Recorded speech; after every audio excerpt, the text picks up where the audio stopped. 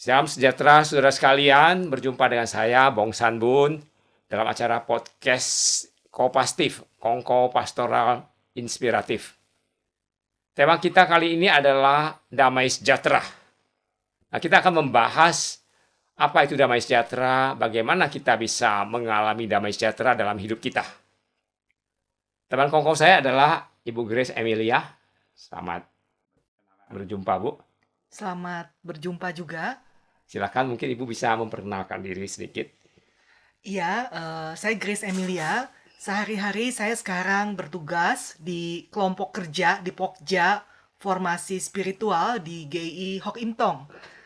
Jadi ini adalah sebuah gugus tugas gitu ya, yang bertugas untuk membantu orang melakukan pembinaan dalam bidang formasi spiritual agar seseorang semakin bertumbuh menjadi semakin seperti Kristus melalui berbagai wujud pembinaan atau retreat yang sifatnya kreatif dan holistik. Tapi saya juga melayani sebagai dosen dalam bidang teologi praktika di Sekolah Tinggi Teologi Bandung. Jadi itu spiritualitas itu di rumah doa, Bu ya? Sebetulnya bisa di mana aja, tapi salah satu tempat yang bisa digunakan bisa di rumah doa, bisa di Shalom, bisa di gedung gereja, di mana aja. Oke, saudara sekalian, kita akan mulai ya bertanya kepada Ibu Grace tentang masalah damai sejahtera ya. Bu, bisa ceritakan nggak pengalaman apa ya yang damai sejahtera bersama dari Allah yang Ibu rasakan? Mengapa itu sesuatu yang begitu istimewa? Iya, bagi saya sih sebenarnya ada 3 hal utama ya.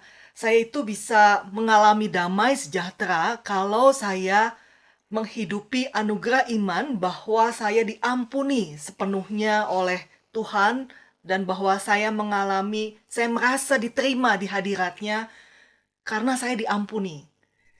Jadi memang biasanya tidak ada damai sejahtera itu kalau saya tahu saya berdosa di hadapan Tuhan dan saya merasa diri tidak layak di hadapan Dia. Pada saat itu saya merasa gelisah, tidak ada damai sejahtera. Jadi faktor dosa yang pertama itu ya. Iya, betul, faktor dosa. Jadi setelah saya kemudian mengakui dosa-dosa saya di hadapan Dia dan saya menerima pengampunan itu dengan iman, maka bisa kembali ada ketenangan, ketentraman, damai sejahtera. Dan ini bukan suatu kejadian yang hanya berlangsung sekali saja, tapi memang terjadi berkali-kali dalam keseharian hidup saya karena saya adalah seorang yang berdosa sampai saya mati nanti Jadi juga. bukan ada satu peristiwa khusus, tidak ya, tapi suatu Iya, yang berkontinuitas begitu. betul, betul. Itu yang pertama, lalu yang kedua, saya juga bisa merasa damai sejahtera kalau saya mengampuni diri saya sendiri.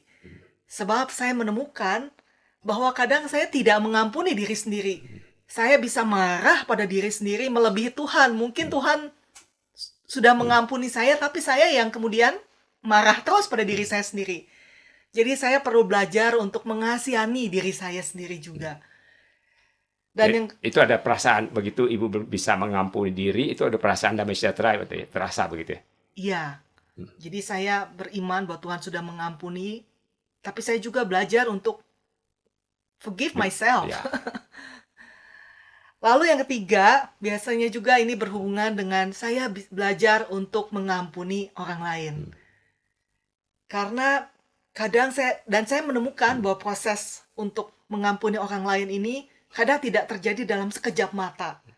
Ada sebuah proses. Apalagi kalau kita sudah merasa sangat terluka. Itu bisa cukup panjang tuh prosesnya. Jadi jalan menuju damai sejahtera dalam hal yang ketiga ini nggak mudah ya. Iya tuh. Kalau misalnya kita terluka tapi ya mungkin cuman sekilas, Ya. itu cepet tuh. Yang kecil-kecil gitu ya. Iya, ya pokoknya saya ngampuni dia udah terus lupa kan. Jadi selama proses itu jadi berat juga ya untuk mengalami damai sejahtera selama belum bisa mengampuni orang gitu. Iya tuh. Susah untuk bisa mengalami damai sejahtera yang sepenuhnya. Nah, saya mengalami suatu peristiwa di mana saya waktu itu pernah tuh terluka banget. Dalam deh lukanya. Sama orang ya. Iya dong. Semua orang pasti. Nah, saya menemukan bahwa saya saya tahu dong saya harus mau mengampuni. Ya. Jadi saya mengatakan kepada Tuhan dan kepada orang itu, saya sudah mengampuni kamu gitu ya. Tapi saya menemukan dalam prosesnya bisa ingat lagi tuh peristiwa yang menyakitkan. Dan itu marah, perasaan luka gitu. Ketika ingat muncul lagi perasaan marah, perasaan lukanya muncul lagi. Nah, dan ternyata itu jadi sebuah proses di mana ketika hal itu terjadi, saya mesti langsung minta pertolongan Tuhan. Jadi saya mesti langsung, aduh Tuhan, saya ingat lagi tuh, Tuhan ini menyakitkan sekali, Tuhan saya mau serahkan hal ini kepadamu. Tuhan tolong supaya saya bisa betul-betul melepaskannya. Dan itu terjadi ternyata berkali-kali. Karena waktu itu saya udah trauma. Karena begitu menyakitkannya itu jadi trauma. Jadi kadang-kadang tuh saya lagi naik motor. Tiba-tiba kejadian menyakitkan tuh muncul. Ya, padahal saya udah mengatakan saya mengampuni kan. Ketika itu terjadi, saya mesti langsung, Tuhan tolong, please help me. Saya melepaskan. Itu rasa langsung muncul, ada rasa damai, kelegaan atau belum? Ketika itu terjadi, pokoknya saya dengan iman, saya mau ini. Tapi itu, kemudian ketika berjalannya waktu, tiba-tiba lagi mandi nih. Kejadian itu ingat lagi di pikiran. Itu jadi kayak peperangan di pikiran. Betul. Nah, ketika itu terjadi, jadi pengen marah lagi kan. Nah, ketika itu terjadi, saya mesti kembali, Tuhan, saya mau serahkan lagi hal ini kepadamu. Tuhan, saya mau mengampuni dia, saya mau minta tolong Tuhan, supaya itu bisa lepas. Lewat lagi, kan? Itu kejadian lagi, berkali-kali itu begitu. Jadi berkali-kali saya minta Tuhan tolong. Memberikan damai sejahtera. Iya. Sampai pada satu titik, saya kaget. Kagetnya kenapa? Saya ingat lagi kejadian itu, tapi itu sudah tidak lagi menyakiti saya. Sudah berubah ya? Iya tuh, ada perubahan emosi. Dari tadinya saya marah kalau ingat, sekarang enggak. Ada kelegaan seperti gitu. Iya, dan bahkan saya bisa punya belas kasihan. Kalau tadinya ingat orang itu, wah udah pengen benci banget ya. Kesel gitu ya. Tapi sekarang enggak. Jadi ada belas kasihan kepada orang itu. Jadi ada sebuah perubahan emosi. Dan itu butuh waktu cukup bergumul lama ya? Ya itu kalau untuk kasus itu, karena waktu itu bagi saya sangat menyakitkan, butuh waktu hampir setahun. Untuk saya bisa tahu-tahu, saya juga nggak tahu waktu pastinya, tapi kurang lebih segitu. Cuman tahu-tahu, udah ada perubahan emosi itu. Dan bahkan kemudian saya bisa bekerja sama lagi secara profesional dengan orang itu, udah nggak ada hard feeling tuh istilahnya. Jadi itu bisa menjadi sesuatu yang istimewa tuh, gimana? Iya tuh, itu istimewa karena saya bisa berteman lagi dengan orang itu tanpa beban. Tapi memang untuk sampai di titik itu tuh ada proses. Betul. Nah, yang menarik, ketika saya kemudian studi lanjut, saya kemudian harus buat paper tentang pengampunan di salah satu sesi kuliah saya. Nah, ternyata saya baru tahu bahwa waktu itu dosen saya kebetulan dalam bidang psikologi ya, dia kemudian menyuruh saya untuk meriset seorang yang namanya Worthington. Dia ternyata ilmuwan di bidang pengampunan. Everett Worthington ya? Iya, Everett Worthington. Jadi saya baru tahu, wah ternyata dalam pengampunan pun ada ilmuwannya ya. Nah, di situ dibahas bahwa ada dua jenis pengampunan. Yang pertama itu adalah decisional forgiveness, di mana kita memutuskan untuk mengampuni. Nah, tapi itu belum total pengampunan. Ada pengampunan tahap kedua setelah... Jadi itu seperti apa? Keputusan logis begitu ya? Iya, jadi keputusan logis. Saya mau mengampuni, misalnya nih kita ribut nih. Ngomong ya. Saya memutuskan saya mau mengampuni Pak Sanbun. Nah, tapi kan dalam proses itu kayak tadi, masih inget tuh. Jadi masih pengen marah tuh kalau inget. Jadi itu belum selesai itu ya, baru sampai decisional untuk mengampuni dan mengalami damai sejahtera, belum sampai tahap sepenuhnya. Belum sepenuhnya. Tapi ya itu, kita berkali-kali bawa ke hadapan Tuhan sampai kemudian kita mengalami tahap kedua yang namanya emotional forgiveness. Nah, di situ baru mulai mengalir damai sejahtera. Emotional forgiveness itu adalah ketika sudah terjadi perubahan emosi. Dari tadinya berbagai emosi negatif menjadi emosi yang positif. Misalnya itu belas kasihan tadi yang saya alami ya. Nah, ketika itu sudah terjadi, maka itulah yang namanya pengampunan yang sejati. pengampunan yang sepenuhnya, dan yang memberikan rasa damai damai sejahtera sejahtera. dalam hidup. Iya, bahwa ya udah saya udah betul-betul mengampuni dan ada kelegaan di dalam diri saya karena sekarang saya bisa ketemu orang itu betul-betul tanpa beban. Jadi sebenarnya damai sejahtera tidak terlepas dari peristiwa pengampunan ya, sebenarnya sangat dekat ya. Iya, iya betul Pak. Oh. Jadi memang damai sejahtera dari Allah itu karena saya merasa diampuni sepenuhnya, tapi juga saya bisa mengampuni diri saya dan saya bisa mengampuni orang lain Betul. dengan sepenuhnya. Jadi 3 hal itu yang membuat Iya. kita bisa mengalami damai sejahtera yang dari Allah yang sejati ya. Iya, betul Pak. Oke Bu, mungkin saya tanya lebih lanjut. Sebenarnya apa yang membedakan damai sejahtera kita sebagai orang Kristen dengan damai sejahtera yang di luar iman kita? Iya, saya sih apakah ada damai sejahtera Ya. ketika seseorang tidak sepenuhnya yakin bahwa dirinya diampuni sepenuhnya. Di dalam Kristus kita bisa punya keyakinan bahwa kita sepenuhnya diampuni. Saya tidak tahu apakah di luar Kristus hal itu bisa terjadi. Karena saya melihat bahwa dalam kepercayaan lain, bahkan kadang ada ritual di mana orang betul-betul menyakiti dirinya, mencambuki dirinya, memukuli dirinya sampai berdarah-darah sebagai wujud dari permintaan ampun dari dia kepada Tuhan. Dan dia sendiri tidak yakin bahwa dia sepenuhnya diampuni. Jadi upaya dia untuk mengalami damai sejahtera sampai begitu kerasnya ya. Betul. Jadi saya tidak tahu apakah di luar Kristus itu ada pengampunan Ya. yang sepenuhnya saya yakin saya totally diampuni. Jadi itu yang membedakan apa beda damai sejahtera yang kita dapat dari Tuhan Kristus dengan yang dari di luar Kristus gitu. Betul.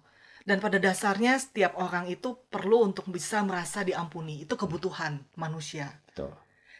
Saya mau ada sebuah cerita nih, Iya. Pak. Silakan. Kebetulan dulu saya S1-nya kan bidang sastra Inggris tuh. Dan saya mesti belajar ada salah satu sastrawan terkenal namanya Ernest Hemingway. Ya.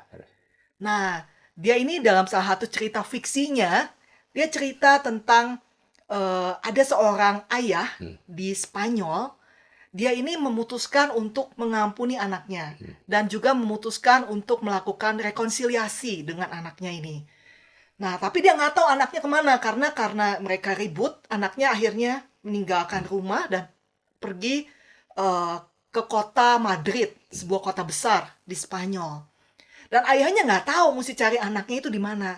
Maka kemudian dia menulis sebuah iklan di sebuah surat kabar di kota surat kabar terbesar di Madrid Mati Spanyol. yang isinya adalah Paco, nama anak itu Paco. namanya Paco. Coba temui ayah di Hotel Montana Selasa siang ini. Ayah telah memaafkan segala sesuatunya. Nah, ternyata Paco itu nama umum di Spanyol. Menarik sekali ya. Iya, kalau kita mau mungkin Budi kayak ya. Budi, kayak Agus gitu kan. Nah, ternyata ketika si bapak ini kemudian pergi ke hotel itu pada hari Selasa seperti yang diiklankan, di cerita itu ada 800 orang yang namanya Paco yang datang, yang sedang menantikan pengampunan dari papanya. Kasihan sekali ya. Iya. Jadi di situ Ernest Hemingway menarik sekali mengangkat bahwa bisa merasa diampuni itu adalah sebuah kerinduan yang besar sekali sebetulnya. Dari kebutuhan manusia ya. Kebutuhan manusia, betul. Iya. Oke. Jadi kita kembali lebih lanjut ya.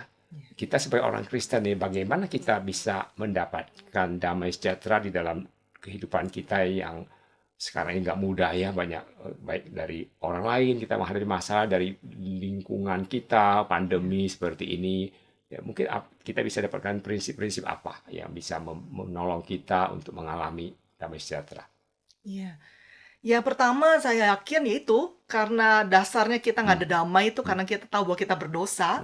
Maka yang pertama itu adalah mengakui dosa-dosa kita ya secara berkelanjutan dan kemudian menerima pengampunan itu di dalam iman. Jadi kunci pertama adalah vertikal ya. Iya, mengakui. Ya, vertikal dulu. Nah, memang kadang-kadang saya menemukan ada dosa-dosa tertentu di mana kita butuh orang lain untuk menerima pengampunan, untuk bisa kita mengatakan dosa-dosa kita. Bukan berarti bahwa orang itu akan bisa menghilangkan dosa kita, tapi itu mungkin adalah sebuah wujud bahwa kita dengan segala keseriusan dan kerendahan hati kita mau meminta pengampunan di hadapan Tuhan dengan mengakuinya kepada orang itu. Ya misalnya dengan anak terluka masa kecil gitu, anak yang terluka sama orang tuanya gitu atau pasangan. Iya, betul. Kadang tidak selalu ya memang harus lihat kejadiannya. Ada kalanya kita perlu meminta ampun kepada orang yang kita lukai, atau kepada, kalau kita lukanya, kalau dosanya itu dosa di dalam diri gitu ya, kita mungkin mengakuinya kepada orang lain untuk minta didoakan. Oh, jadi ada seseorang yang bisa mendengarkan curhat kita, kemudian minta orang itu menjadi pendoa bagi kita. Gitu. Ya, mendoakan kita. Sebetulnya setiap orang Kristen, Kadang-kadang misalnya orang yang sudah meninggal gitu ya, persoalan itu kan, kalau Iya, orang sudah betul. meninggal kan, kita bisa mengakuinya mungkin kepada orang lain yang ya, bisa, ya, kepada Bapak Gembala, ya, ya, kepada Pak Sanbun misalnya. ya jadi seperti itu. Itu mungkin ada lagi prinsip yang lain Bu, bagaimana kita? Iya, lalu yang kedua, selain kita minta ampun pada Tuhan, yang kedua ya minta ampun pada dan berbelas kasihan pada diri sendiri, mengampuni diri sendiri. Karena kadang Tuhan mengampuni kita, tapi kita yang tidak mengampuni diri sendiri. Jadi yang ganjil dan damai sejahtera itu sebenarnya ada di diri kita seringkali ya. Kadang-kadang. Tuhan udah mengampuni kita, tapi kita nggak bisa melepaskan itu ya. Iya, kita terus menyalahkan diri sendiri. Kamu tuh bodoh, kamu tuh bego, dan sebagainya. Akhirnya kita nggak bisa ngalami damai dalam hidup ini, jadi susah terus, nggak bisa tidur apa gitu ya. Betul, betul. Dan yang ketiga ya kita mau belajar untuk mengampuni orang yang bersalah kepada kita, walaupun kadang memang seperti yang tadi saya bahas, perlu lewat sebuah proses gitu ya. Proses yang kadang tidak mudah, tapi ya pasti bisa di dalam kasih dan anugerahnya. Itu yang pertama soal dosa, Pak. Terus? Nah, tapi juga sebetulnya salah satu yang lain yang membuat kita bisa memiliki damai sejahtera, itu adalah kalau kita bisa punya kepekaan akan kehadiran Tuhan dalam keseharian kita, dan juga bagaimana kita bergantung kepada Dia dalam setiap aspek hidup kita. Jadi pertama dulu, kepekaan terhadap kehadiran Tuhan. Iya. Selama ini saya melihat ada konsep yang salah, Pak. Jadi kadang-kadang orang itu kalau dalam ibadah kita berdoa supaya Tuhan hadir. Kan suka begitu kan, worship leader kan, ayo mari kita berdoa meminta kehadiran Tuhan. Betul. Nah, tapi kan sebetulnya kalau secara konsep Tuhan itu adalah Allah yang hadir di mana-mana. Betul. Jadi sebetulnya Dia hadir. Hadir ya. Maha hadir. Cuma masalahnya kita sadar atau tidak akan kehadirannya.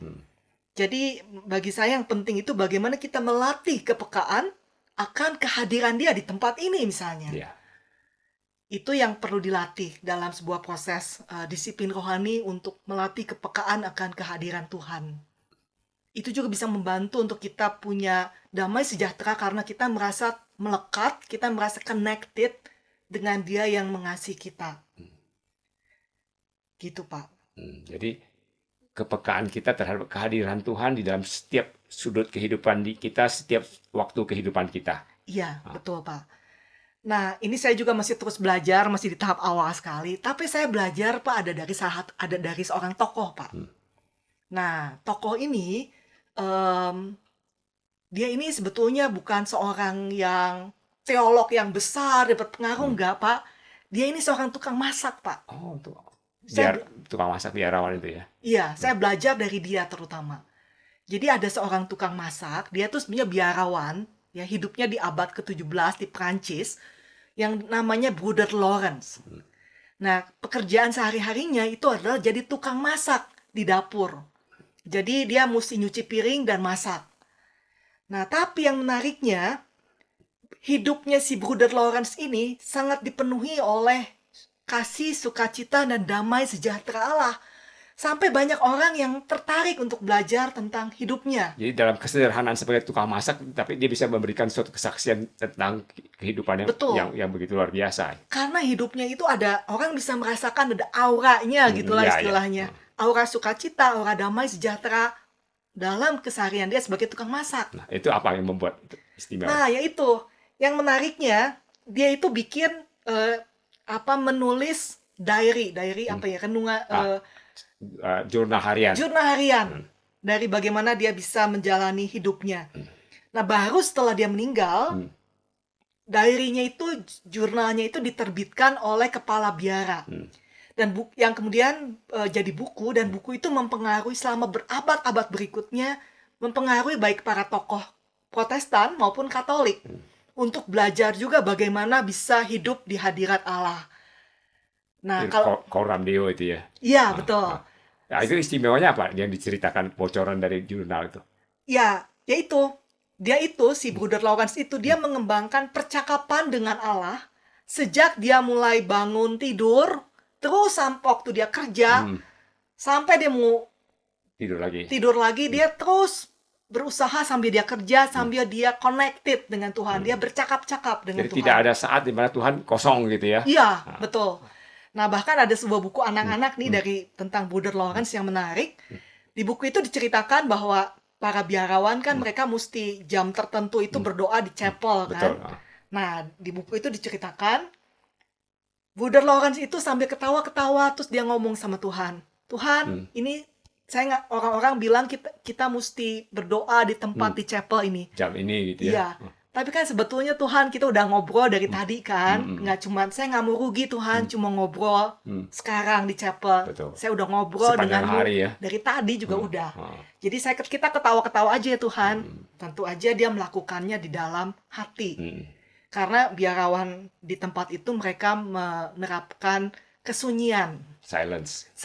Tapi sebetulnya di dalam hatinya itu penuh dengan Gejolak. termasuk percakapan dengan Tuhan tadi. Ya, dan itu kemudian memancar dari aura di hidupnya. Jadi kuncinya kehidupan yang Bruder Lawrence itu seperti itu yang membuat dia mengalami damai sejahtera ya. Iya, dia bercakap-cakap dengan Tuhan. Connecting dengan Allah. Betul, connecting dengan Allah. Jadi sedikit-sedikit dia ngobrol dengan Tuhan, sedikit-sedikit dia bahas dengan Tuhan. Jadi bahkan ini saya menemukan ada sebuah doanya yang jadi terkenal sekali. Pendek, mau saya bacakan? Ya, silakan Bu. Oke. Dia ngomong seperti ini dalam salah satu doanya ya. Tuhan, dari segala pot dan panci dan barang-barang lainnya. Yang ada di dapur semua ya. Betul. Jadikanku seorang yang kudus dengan menyediakan makanan dan dengan mencuci piring-piring. Nah, itu salah satu doa dia yang terkenal. Jadi dia menyapa Allah sebagai Allah dari segala pot dan panci dan barang-barang di dapur.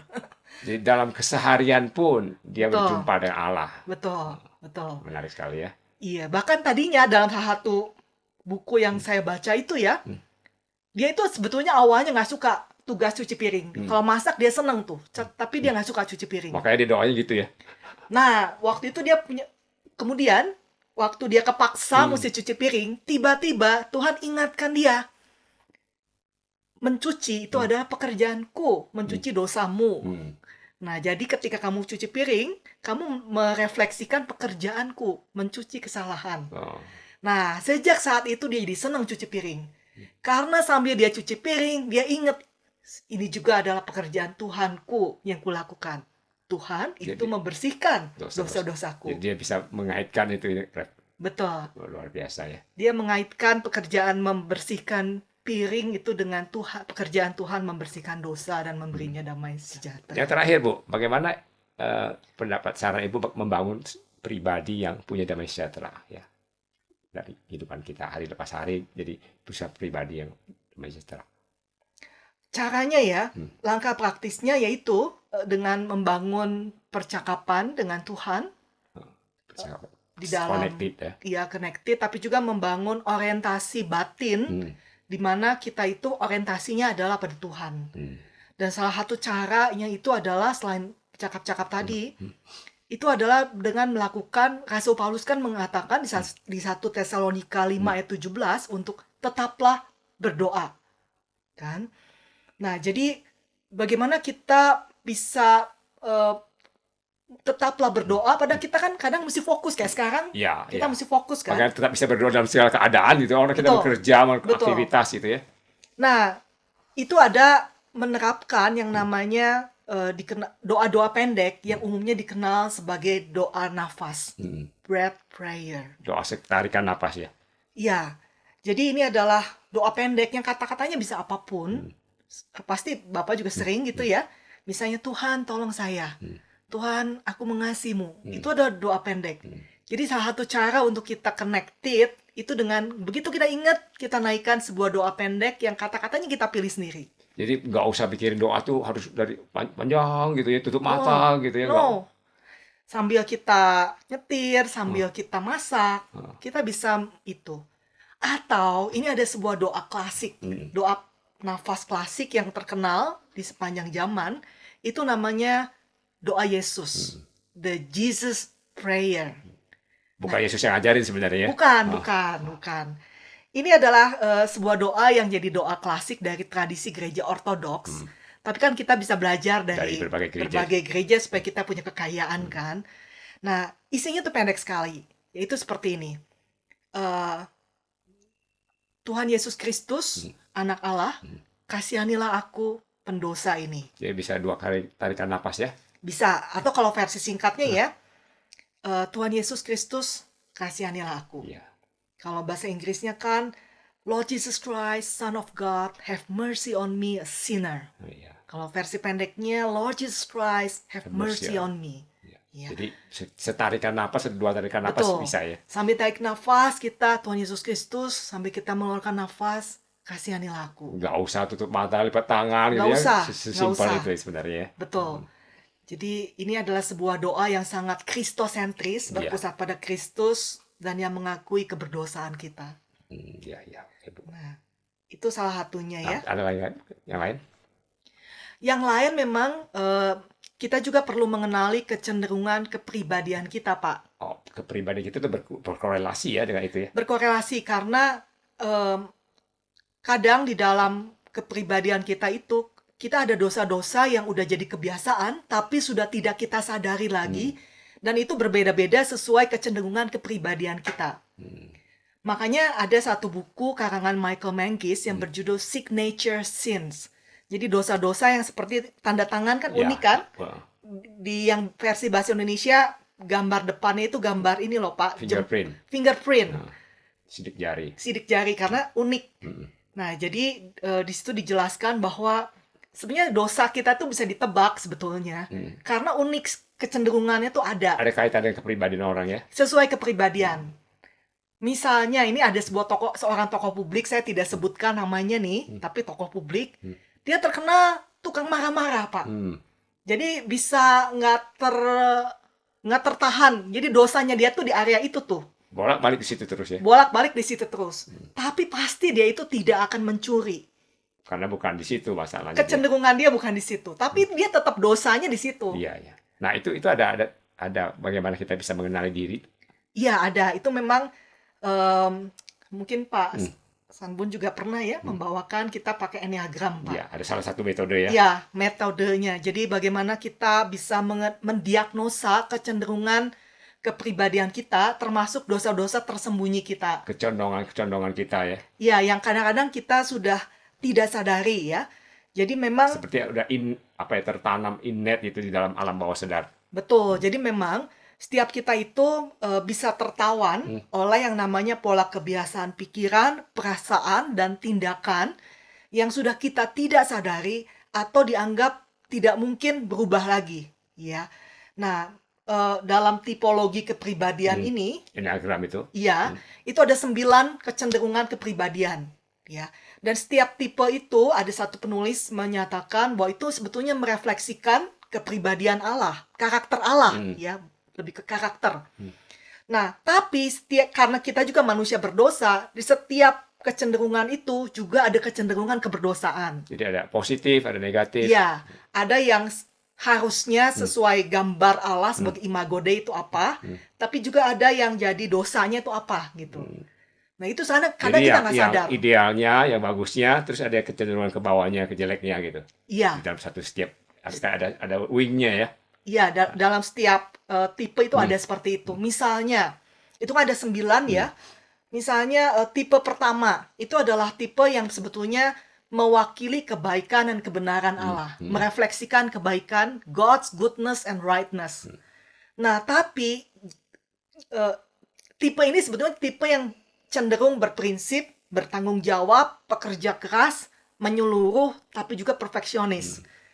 Idealis, dan kadang bisa cenderung mudah menghakimi dan kritis sekali pada orang lain.